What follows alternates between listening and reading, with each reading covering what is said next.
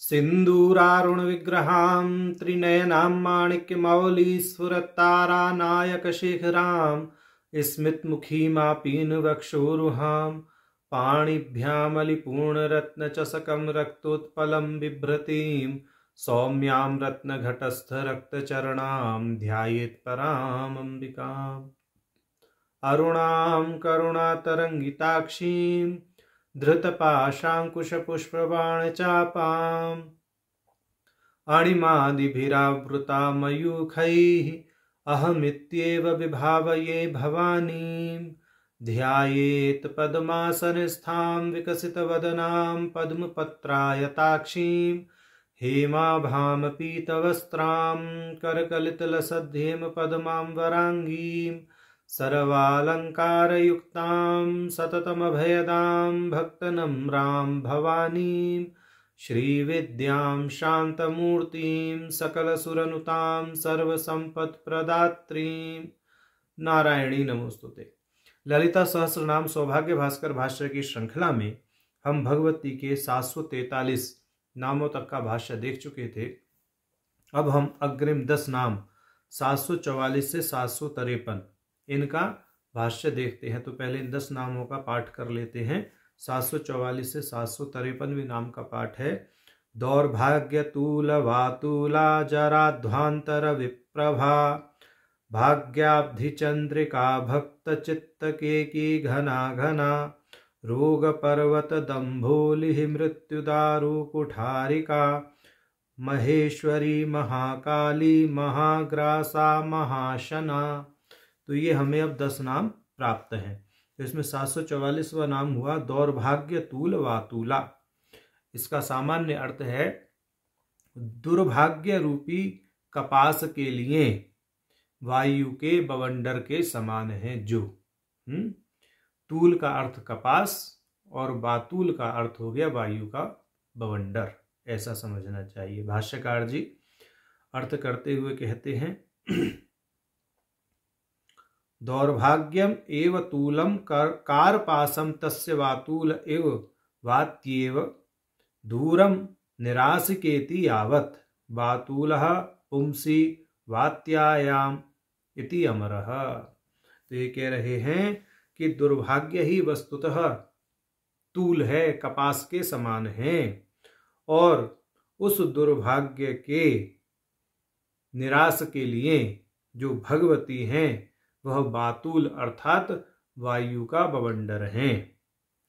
और अमर कोश में वायु के बवंडर के लिए वातूल शब्द की जो है योजना की गई है, ऐसा यहाँ पर भाष्यकार जी ने भाष्य में स्पष्ट कर दिया है। अब आगे कहते हैं यद्वा दौर्भाग्यम तूलम येषाम ते दौर्भाग्य तूलाः दौर्भाग्यस्य तूलस्यैव निरासिका धर्म विशेषाः अतएव ते धर्मा एव वातूले गौण्यावृत्त्या तेन दौर्भाग्य तूलः वातूला यस्या सकाशात् सेति विग्रह। दौर्भाग्य निरासकानि कर्माणि यस्याः सकाशाद् उद्भवन्ति यस्याः संबंधनी वा सा इति यावत्। कहने का अर्थ है वे कर्म जो दुर्भाग्य को कपास के समान हल्का कर देते हैं, ऐसे कर्मों का उदय जिनके प्रताप से होता है वह भगवती दौर्भाग्य तूल वातूला कही गई है। सामान्य अर्थ इस भाष्य का यह निकलता है।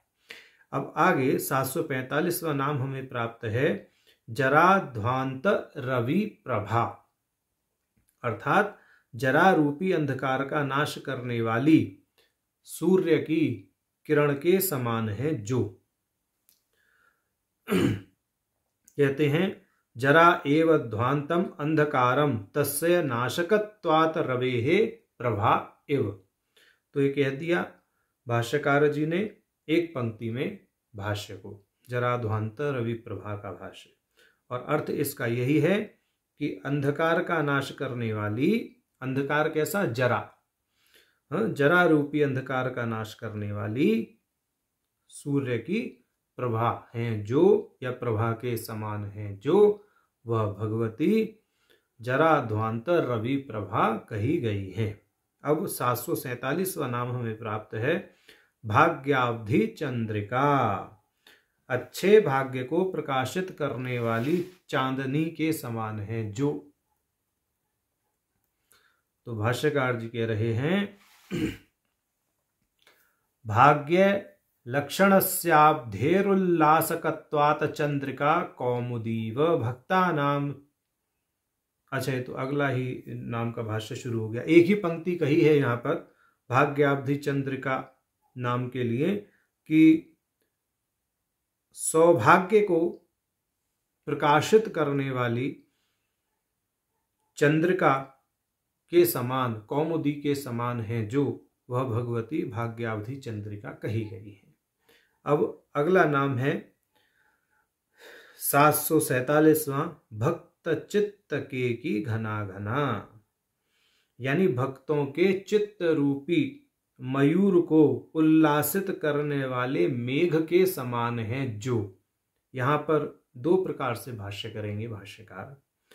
भाष्यकार जी ने कहा पहली दृष्टि से भक्तानाम चित्तानि एव केकिनो मयूराः तेषाम उल्लासकत्वात् घना घना मेघ स्वरूपा, कि भक्तों के चित्त ही मयूर के समान हैं और उन मयूरों को, केकिनों को उल्लासित करने के नाते वह भगवती मेघ के समान है, इसलिए उनका नाम भक्त चित्त केकी घना घना कहा गया है। अब कहते हैं यद्वा, अब दूसरे पक्ष में भाष्य कर रहे हैं, घन पदेन एव मेघा उच्यन्ते, माने घन पद से मेघ को भी कहा जाता है।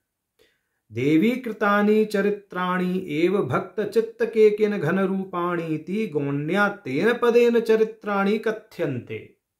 तो ये कह रहे हैं कि भगवती के द्वारा जो लीलाएं हैं, जो भगवती के द्वारा करी गई लीलाएं हैं, वह भगवती की लीलाएं भक्तों के चित्त को निरंतर आनंदित करती रहती हैं। तो भक्त चित्त के किन घनई ही असमन्तात घना निरंतरा इत्यर्थः। तो वह भगवती की जो लीलाएं हैं, जैसे भंडासुर मर्दन आदि ये जो भगवती ने लीलाएं की, ये सभी लीलाएं भक्तों के चित्त को सदैव आनंदित करती रहती हैं, इसलिए भगवती को भक्त चित्त के की घना घना कहा गया है। ऐसा यहाँ पर भाष्यकार जी ने स्पष्ट किया है। माने भगवती के चरित्र जो हैं वही यहाँ पर आनंदित करने की क्षमता रखते हैं भक्तों के चित्त को। अब अगला नाम है रोग पर्वत दंभोली। रोग पर्वत दंभोली का अर्थ क्या हो गया? रोगाये पर्वतः स्थूलत्वात् तेषां दंभोली वज्र इव, ऐसा भाष्य कर दिया यहाँ भाष्यकार जी ने कि रोग रूपी पर्वत का विनाश करने वाले वज्र के समान है जो, वह भगवती रोग पर्वत दंभोली नाम से कही गई है। देखिए यहाँ पर एक बात हमें स्मरण आ गई। ललिता सहस्त्र नाम के प्रथम अध्याय में जब भाष्यकार जी ने भाष्य किया है तो वहां एक बात स्पष्ट की है कि सहस्त्र नाम का जो पारायण किया जाता है उसका तो अपना फल साधक को मिलता ही है। अगर किसी एक नाम का भी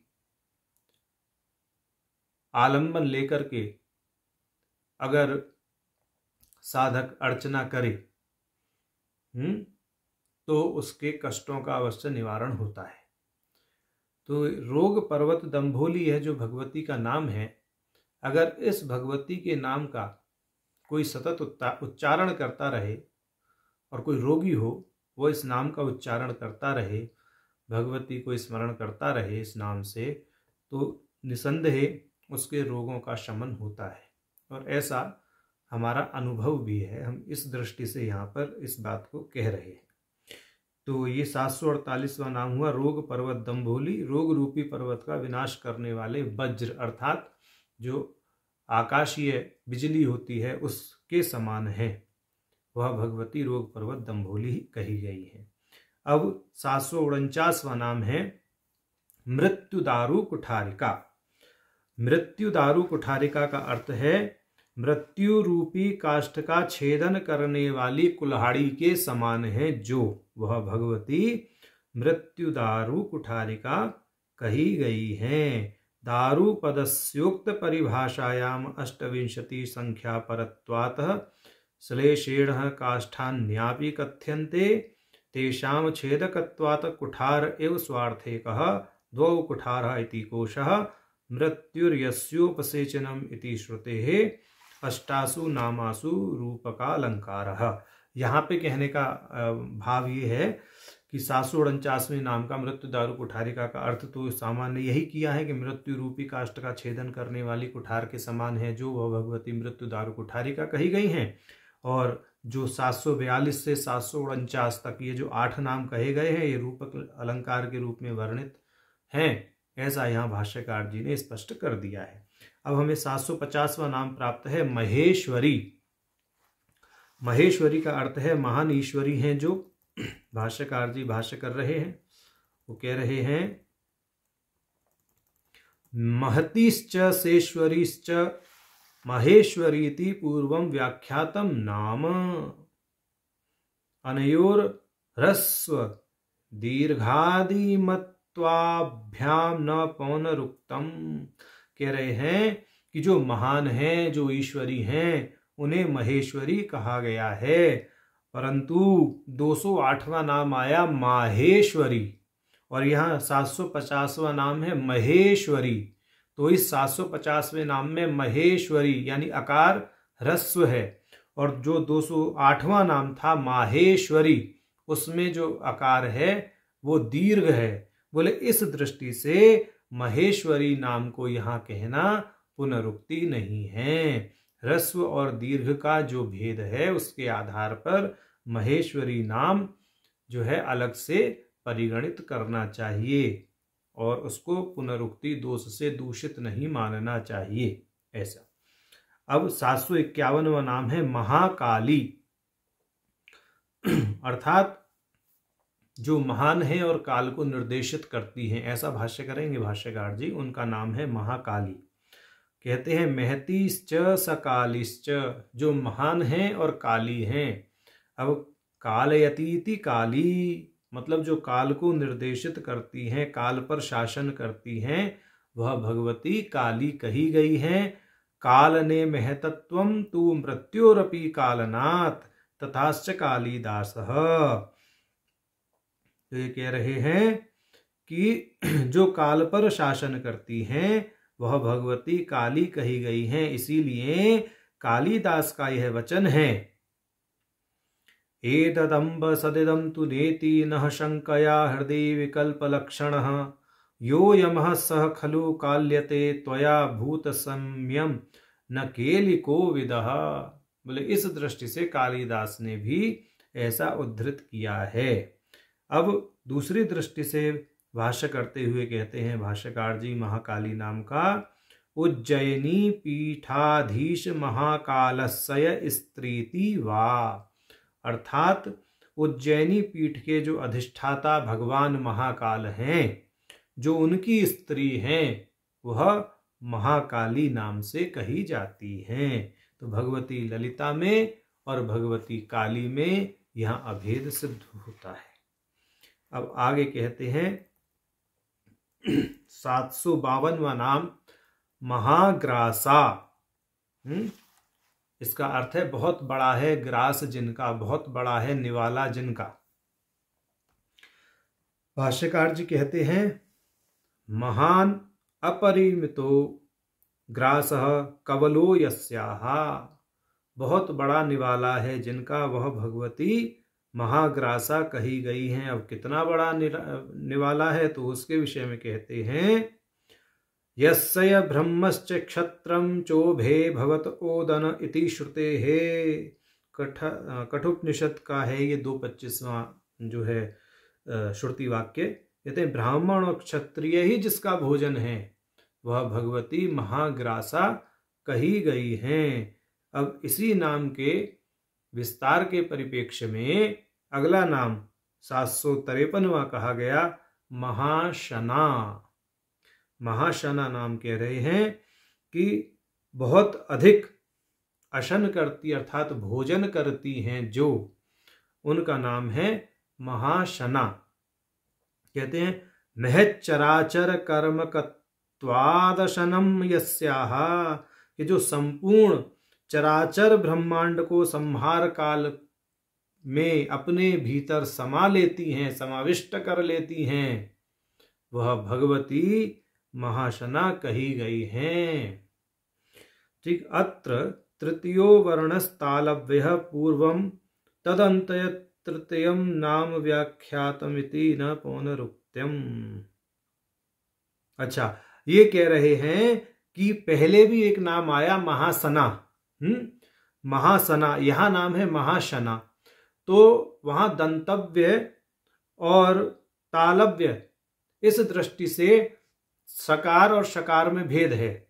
जो पहले नाम आया 229वां नाम है महासना, ठीक, और ये 753वां नाम है महाशना। तो यहां पर चूंकि दंतव्य और तालव्य की दृष्टि से भेद है, शकार और सकार का भेद है, बोले इस दृष्टि से यहां पर भी नाम में पुनरुक्ति नहीं है। तो आज हमने 744 से 753 इन 10 नामों का भाष्य देखा। नारायण।